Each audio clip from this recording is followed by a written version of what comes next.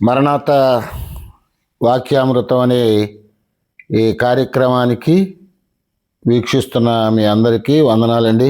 అందరూ బాగున్నారా? మరొకసారి దేవుని లేఖనాలతో మిమ్మల్ని కలవాలనే ఆశతో ఈరోజు సహజంగా మన పెద్దల నోటి నుంచి ఒక మాట వస్తుంది. అవన్నీ చూస్తే కొంచెం ఆక్షేపణీయంగా హోమరస్గా ఉన్నాయి అనిపిస్తాయి, కానీ అవన్నీ సత్యాలే కదా. మాట ఏంటంటే క్షవరం అయితే కానీ వివరం రాదని. నిజంగా ఆ మాట కరెక్ట్గా అద్దినట్లుగా పరిశుద్ధ గ్రంథంలో ఒక మాట, ఒక భక్తుని చరిత్ర ఉంది. అతనే సంసోను అనే జీవితంలో ఈ మాటకు తగ్గట్లుగా అతని జీవితం ఉంటుంది. అతని సింహబలుడు, అతను గొప్ప బలవంతుడు, అభిషేకం కలిగిన వాడు. మరి అటువంటి వాడి జీవితంలో విరవిగిపోయాడు. దేవుడిచ్చిన యొక్క ఆ తలాంతును, దేవుడిచ్చిన ఆత్మను, దేవుడిచ్చిన నియమాలను, నిబంధనలను తొంగలో తొక్కేసి చివరికి గుండు కొట్టించుకునే పరిస్థితి వచ్చింది. చాలా దయనీయమైన పరిస్థితి. అది లేఖన భాగంలో చూస్తాము. మనం చూసినట్లయితే మొదటిగా న్యాయాధిపతుల గ్రంథము 17వ అధ్యాయము 16వ అధ్యాయము 28వ వచనాన్ని నేను చదువుతాను, చూడండి. అప్పుడు సంసోను, యెహోవా ప్రభువా, దయచేసి నన్ను జ్ఞాపకము చేసుకొనుము దేవా, దయచేసి ఈసారి మాత్రమే నన్ను బలపరచుము. నా 2 కన్నుల నిమిత్తము ఫిలిష్తీయులను ఒక్కమారే దండించి పగ తీర్చుకొననిమ్మని యెహోవాకు మొరపెట్టెను. ఈ సంసోను జీవితంలో మనం చాలా గమనించినట్లయితే అతని జీవితంలో చేసిన మొట్టమొదటి ప్రార్థనగా అనిపించింది. అంత అభిషేకం కలిగిన వాడు, లేకుంటే అంత గొప్ప వ్యక్తి, తన గురించి రాయబడిన 13, 14, 15, ఈ 16, 17 అధ్యాయాల్లో ఎక్కడ ప్రార్థన చేసినట్లుగా అతని జీవితంలో మనం చూడం. ఆశ్చర్యంగా అనిపించింది. అంతకుముందు ఒక చోట ప్రార్థన చేశాడు, కానీ వాస్తవంగా ప్రార్థన మనం గమనించినట్లయితే అది ప్రార్థనగా అనిపించదు.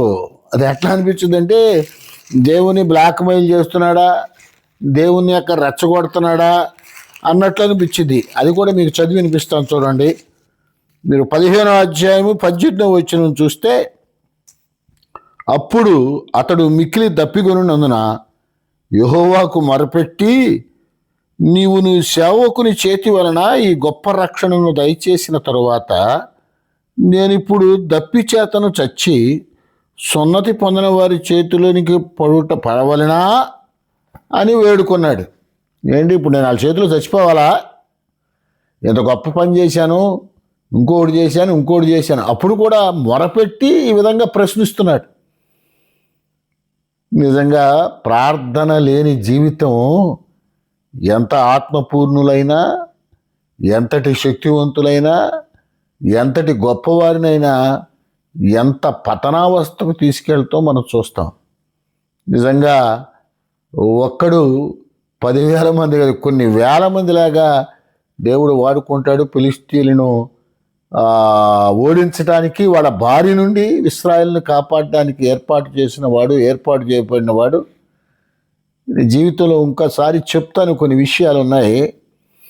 దేవుడు చెప్పిన నాజీరు విషయం నిర్లక్ష్యం చేశాడు. ద్రాక్షరసం ముట్టొద్దంటే నిర్లక్ష్యం చేశాడు. స్త్రీ జోలికి పోవద్దంటే నిర్లక్ష్యం చేశాడు.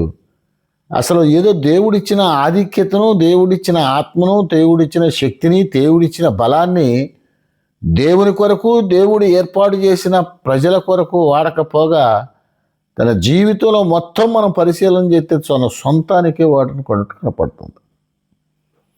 తద్వారా ఆయన గొప్ప నష్టాన్ని తెచ్చుకున్నాడు. చరిత్రలో అద్భుతమైన వ్యక్తిగా నిలవబడిన అతను ఒక విధంగా అయితే చరిత్రహీనుడైపోయాడు. అయినప్పటికీ చివరి ప్రార్థన అతని జీవితంలో ఆఖరి ప్రార్థన 2 ప్రార్థనలు చేశాడని చెప్పాను. ఒక ప్రార్థన ఏమో దైవ సంకల్పానికి లోబడి ఉంది, దేవుని చిత్తాన్ని నెరవేర్చడానికి చేసిన ప్రార్థన ఒకటైతే, తన దప్పిక తీర్చుకోవడానికి మొరపెట్టాడు. ఈ 2 ప్రార్థనలు ఉన్నాయి. ఎంత సూచన! ఆ మాట తలుచుకుంటేనే చాలా బాధగా ఉంటుంది. అది కూడా ఎట్లాగూ ఈయన చచ్చిపోవాలా, దేవుడికి మొరపెట్టి బ్లాక్మెయిల్ చేస్తున్నాడు.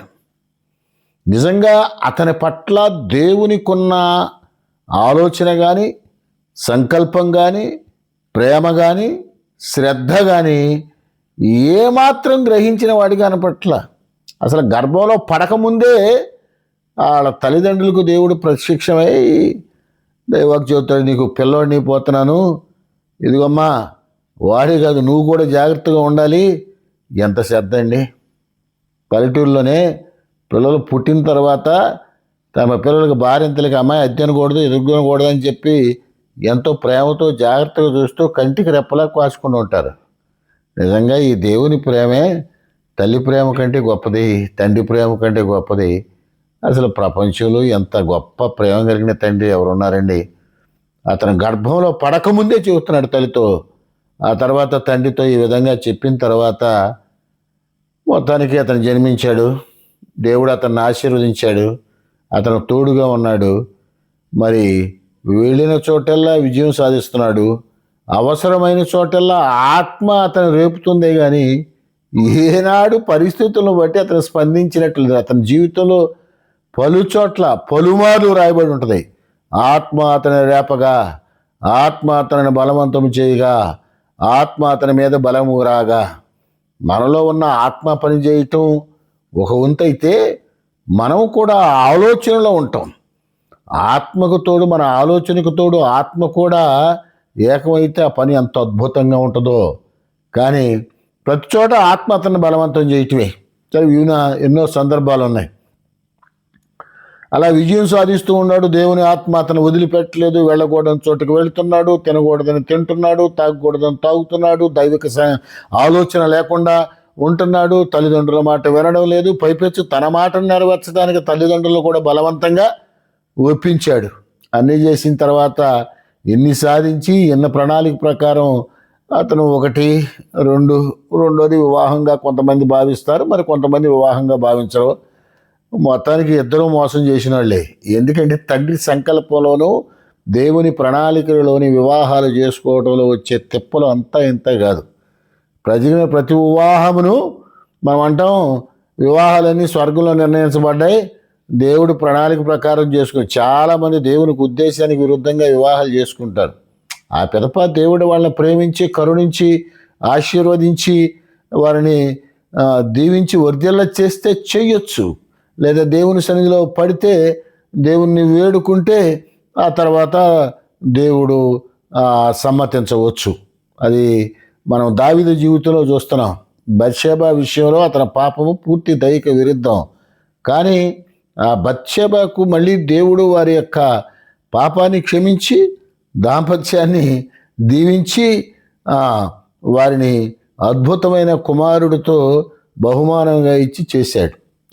చాలామంది దేవుడు రాసిపెట్టాడండి. దేవుడు రాసిపెట్టింది కాదు, కొన్ని మనం రాసుకుంటున్నాం.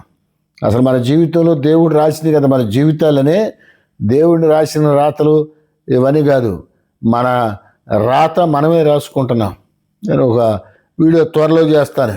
ఆ వీడియో ఇదేంటే ఆయుష్ అనేది ఆయన చేతిలో ఉంది, ఆరోగ్యమును అభివృద్ధి అని మన చేతికి అప్పచెప్పాడు. మనం చేత కాకుండా చేయాల్సింది చేయకుండా కొన్నిసార్లు ఏమరపాటుగా ఉండి ఆ వచ్చిన దుష్ఫలితాన్ని దైవ రాతగా, దేవుని యొక్క విధిగా మనం అనుకోవడం చాలా పొరపాటు అండి, చాలా పొరపాటు. సరే, నేను ఈ టైటిల్కి అనుబంధంగా చెబుతాను.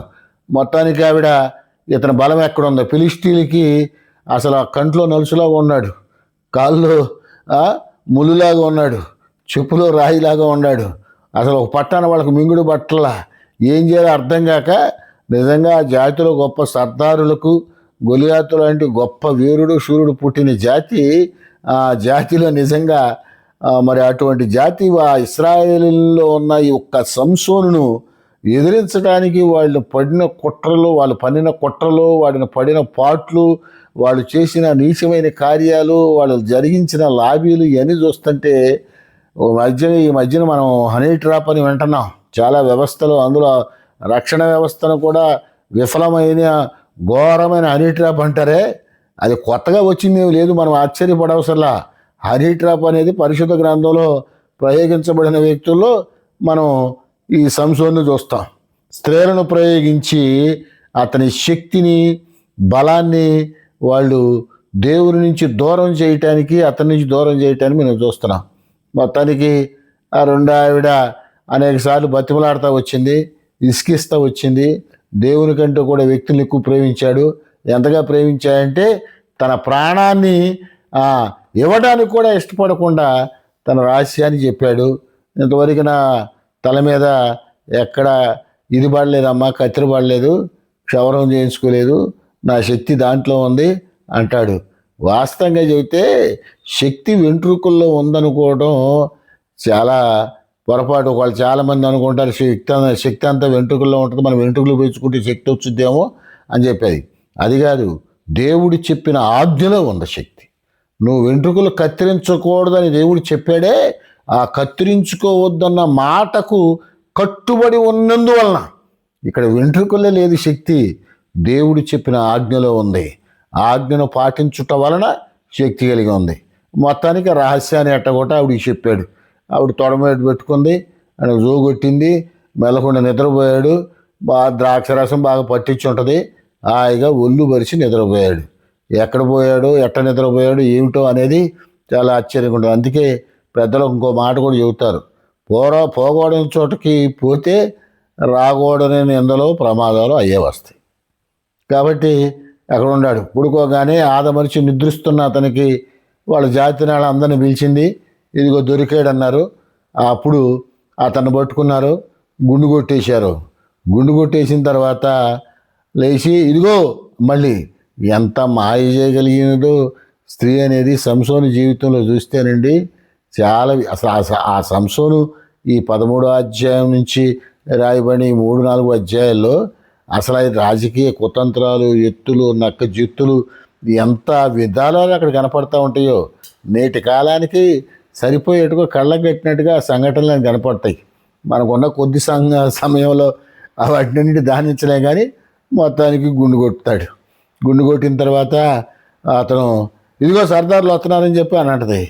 అన్నప్పుడు ఇంకేమంటాడు, ఇటువరకు మళ్ళీ లేచి ఎర్రజిమ్ముకుందాం అనుకుంటే ఏమైంది, శక్తి పోయింది. జుట్టు పోయినందువల్ల శక్తి పోయిందా? తను చెప్పకూడని రహస్యము చెప్పకూడని వ్యక్తులతో చెప్పినందువలన దేవుడు అతన్ని ఎడబాసాడు.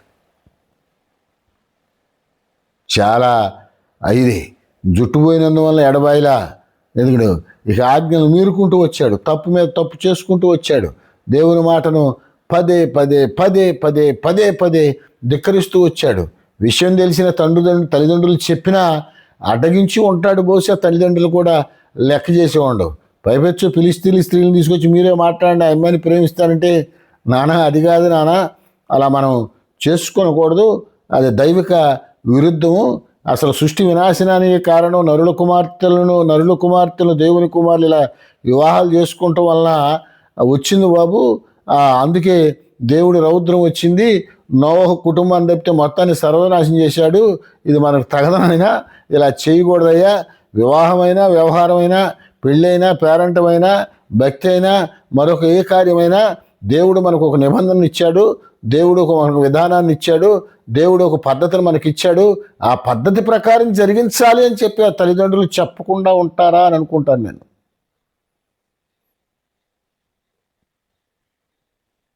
ఎంత శోచనీయం. ఎవరి మాట వినలా. మొత్తానికి ఆ ఫిలిష్తీయుల యువతలతోనే పెళ్ళిళ్ళు చేసుకున్నాడు. అయినా దేవుడు అతన్ని క్షమిస్తూ వచ్చాడు, వాడుకుంటూ వచ్చాడు. ఆ పిదప ఆవిడ అసలు ఆ భార్యాభర్తల సంబంధం ఉంటుంది, చాలా విచిత్రంగా ఉంటుంది. అది అంటారే ఇప్పుడు వచ్చిన రిలేషన్షిప్లు, సిచ్యువేషన్ రిలేషన్షిప్ అని, లేకపోతే షార్ట్ టైం రిలేషన్షిప్ అని, ఇట్లా పీరియడ్ అప్పుడే ఉంది. అది అప్పుడే ఉంది. మళ్ళీ వెళ్ళాడు మరి ఇంకొక స్త్రీని అన్నాడు. ఈ స్త్రీ చేస్తే అతను ఆ స్త్రీ అతని ప్రాణాన్ని తీయటానికి, అతను విలువ తీయటానికి, అతన్ని భంగపరచడానికి, అతన్ని శత్రువులు ఎదురు సిగ్గుపడటానికి లంచం తీసుకుని రూపాయలు తీసుకుని భర్తను చెప్పారు. ఇటువంటి భార్యలు ఉంటారని ఇప్పుడు ఏదైనా ఆశ్చర్యం అవుతానండి. సంసోను నాడే అటువంటి భార్యలను చూస్తున్నాం.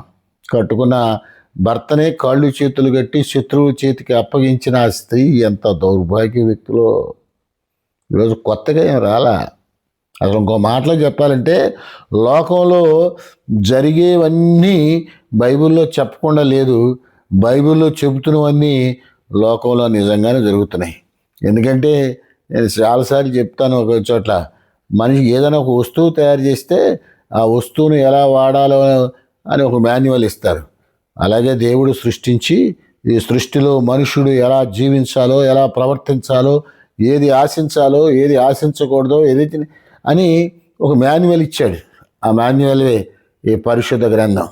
చాలామంది తెలియక ఏదో బైబిల్ అని లేకపోతే క్రైస్తవుల మత గ్రంథం అంటారు.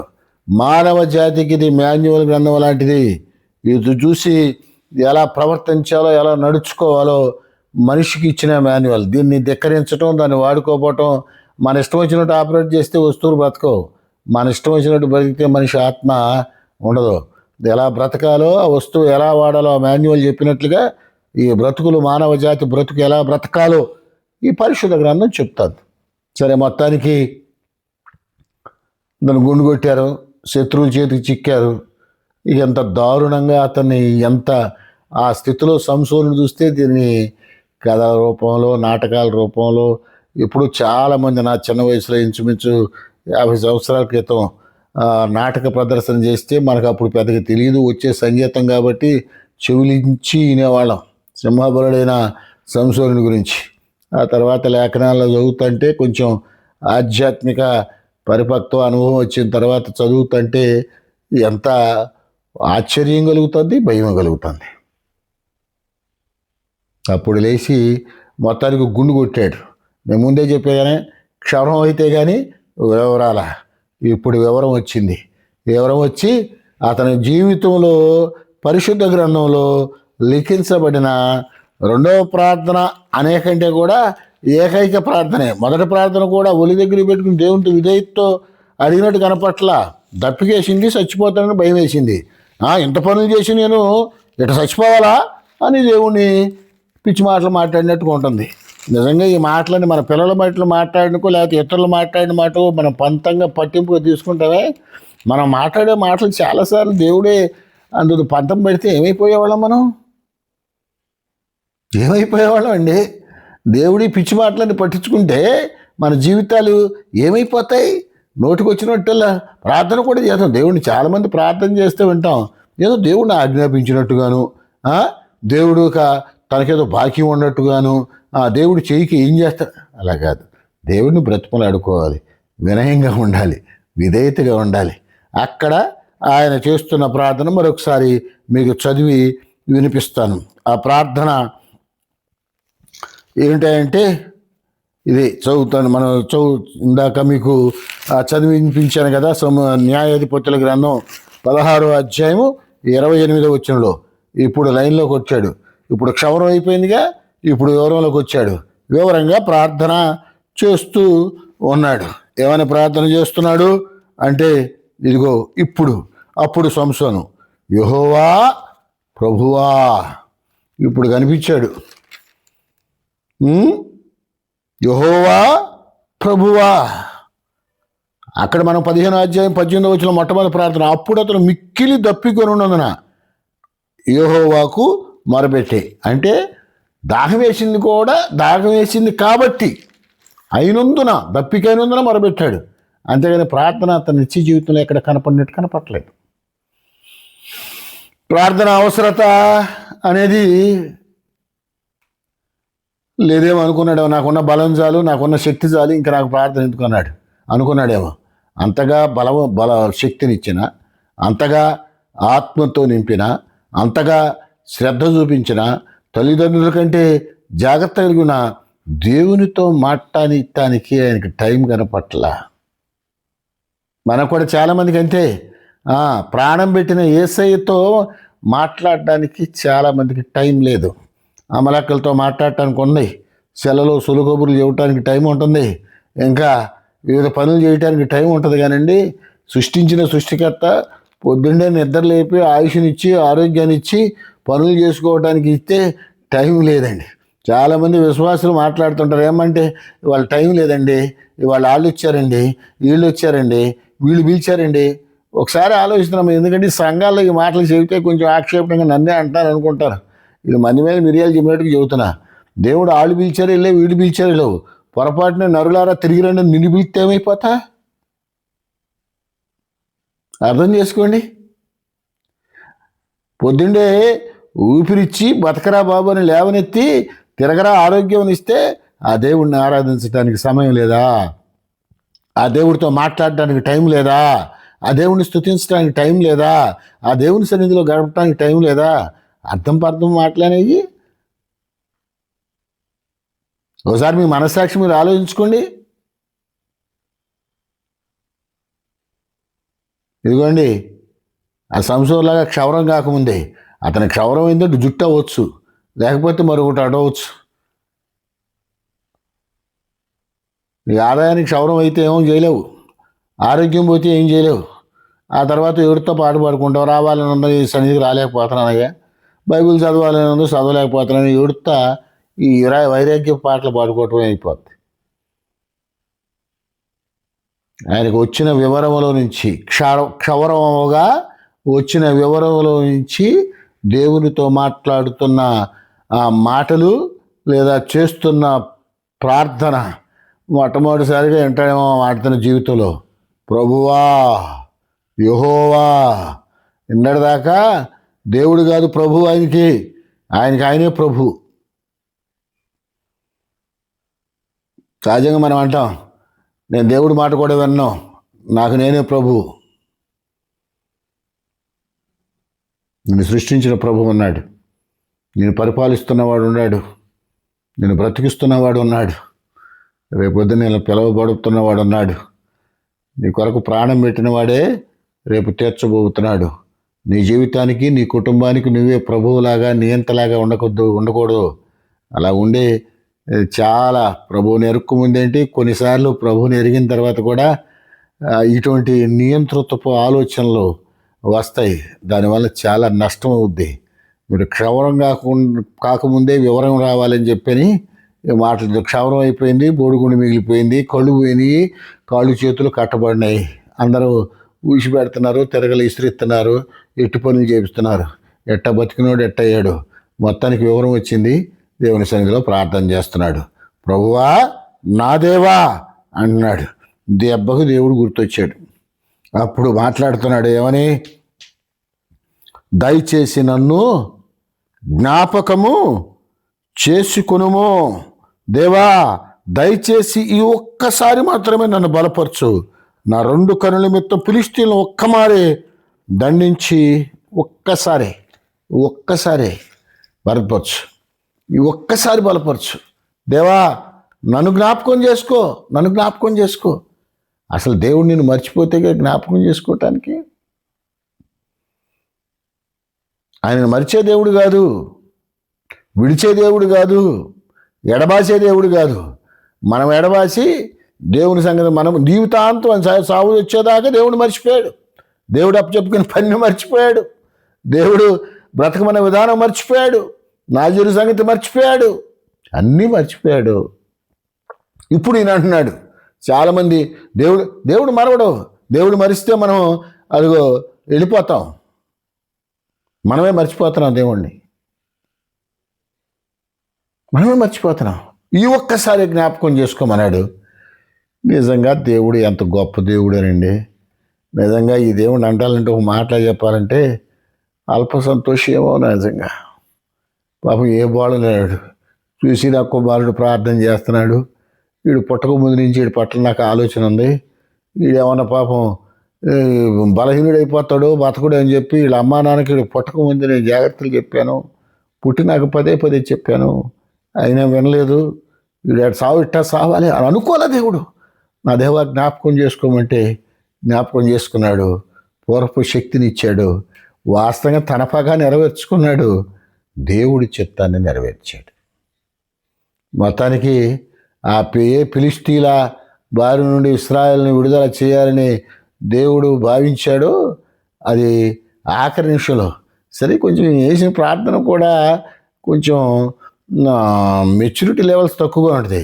నా కన్నుల నిమిత్తం ఇశ్రాయేలుల మీద పగ తెచ్చుకోవటానికి నాకు శక్తి నీవు జ్ఞాపకం చేసుకున్నాడు. కానీ అయ్యా, నీ చిత్తాన్ని నెరవేర్చడానికి చావబోయే లోపు నీ చిత్తాన్ని నెరవేర్చడానికి ఒకసారి నేను జ్ఞాపకం చేసుకో అని ఉంటే ఇంక ఎంత బాగుండేది కదా. మొత్తానికి దేవుడు కూడా ప్రార్థన ఆలకించాడు. కొన్ని ప్రార్థనలు మన సన్నిధిలో నుంచి మనకి రోమపత్రికలు పౌలు భక్తుడు చెప్పినట్లుగా మనకు యుక్తంగా ఏ విధంగా ప్రార్థన చేయాలో తెలియదు, కానీ ఆత్మ మన పక్షంలో తానే మొరలిడుచున్నాడు అంటాడు. యేసు ప్రభు కూడా తండ్రి కుడిపార్శ్వం నుండి మన కొరకు విజ్ఞాపన చేస్తున్నాడు. మనం చేసే పిచ్చి ప్రార్థనలన్నీ దేవుడు పరిశుద్ధాత్ముడును ఆ యేసు ప్రభు వారు కొట్టేసి కత్తిరించి ఎడిట్ చేసి డైరెక్ట్గా వెళ్ళిపోతే అట్టుండేదో. ఈనాడు నిజంగా ఇటువంటి కార్యక్రమాలకి ఎడిటింగ్ ఉంటుంది. దేవుడు కృప లేకపోతే ఇంకోటో ఏంటి, నాకు ఈ ఎడిటింగ్లు బొడిటింగ్లు ఏం పెట్టుకోలేవు. ఉన్న దాని మీద సెల్లాడి పెడతాం, 2 మాటలు మాట్లాడుతాం, డైరెక్ట్గా వదిలేయటం. అందుకే అక్కడక్కడ కొంచెం తప్పులు వస్తాయి, అయినా పర్లేదు. కానీ మన ప్రార్థన దేవుని దగ్గరికి అట్ట వెళ్తే మాత్రం వెళ్తాయి. కొన్నిసారి ఎడిటింగ్ పరిశుద్ధాత్ముడు చేస్తాడు, కానీ ప్రభువైన యేసుక్రీస్తు వారు చేస్తాడు ఎడిటింగ్ చేయకపోతేనే ఎంత కొంచెం లోపంగా కనపడుతుంది, కొంచెం లోపంగా కనపడతాయి. నిజంగా ప్రార్థనలో కొంచెం ఎడిటింగ్ చేస్తుంటే బాగుండేది. మొత్తానికి ఏదేమైనప్పటికీ దేవుడు అతన్ని బలపరిచాడు. ఒక్కసారి వాళ్ళు సంతోషంగా పండగ చేసుకుంటున్నారు, సంబరం చేసుకుంటున్నారు, ఉత్సవం చేసుకుంటున్నారు. ఇదిగో బలిష్ఠుడిని బంధించామనుకుంటున్నారు. బలిష్ఠుడు ఏదో పెద్దోళ్ళు మాట అంటారు, అరే మనకి కాళ్ళు లేక చెక్కలేదురా, కాలం వచ్చి చిక్కామని. బలం లేక కాదు, సహాయం చేసే దేవుడు లేక కాదు, అతని రేపే ఆత్మ లేక కాదు, దేవునికి దూరమై దొరికిపోయాడు. మళ్ళీ దేవుని శక్తి అతన్ని ఆవరించింది, దేవుని కృప అతన్ని కమ్ముకుంది, దేవుడు అతన్ని బలపరిచాడు. ఒక్క మారే తన జీవితం అంతా చేయలేని పని ఒకసారి చేసాడు. 10 నిమిషాలు అనాలో నిమిషాలే ఉంటుంది, కొన్ని నిమిషాలు చేశాడు. నేను అనుకుంటాను ఇదే ప్రార్థన అతను ప్రారంభం నుంచి చేస్తే ఎంత బాగుండి ఉండేదో. వివరం వచ్చేప్పటికి జరగాల్సిన నష్టం అంతా జరిగిపోయింది, జరగాల్సింది క్షౌరం జరిగింది.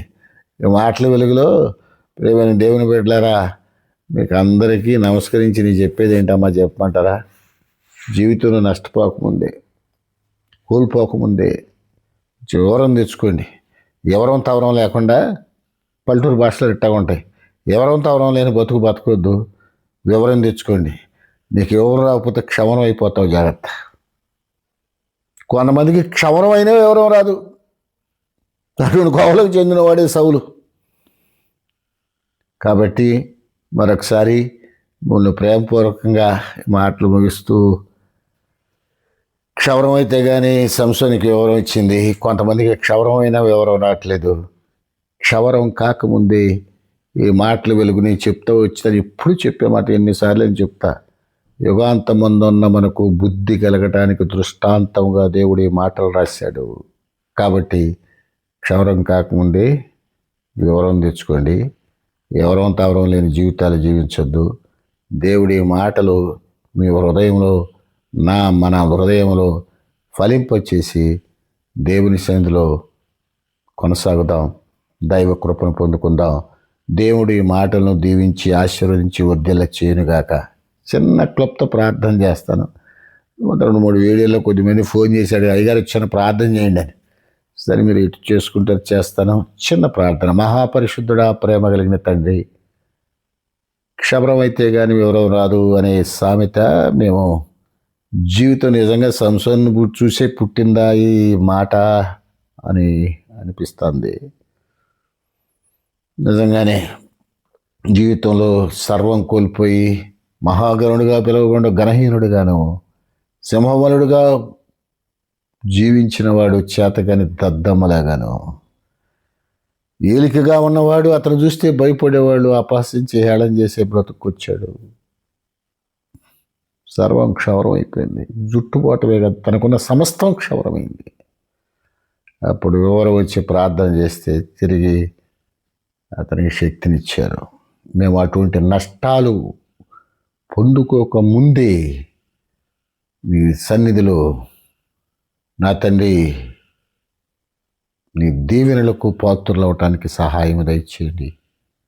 ఈ మాటలు వింటూ ఈ కార్యక్రమం వీక్షిస్తున్న ప్రతి ఒక్కరికి నీ కృప తోడుగా ఉంచమని వేడుకుంటూ యేసునామములో విజ్ఞాపన చేస్తున్నాను.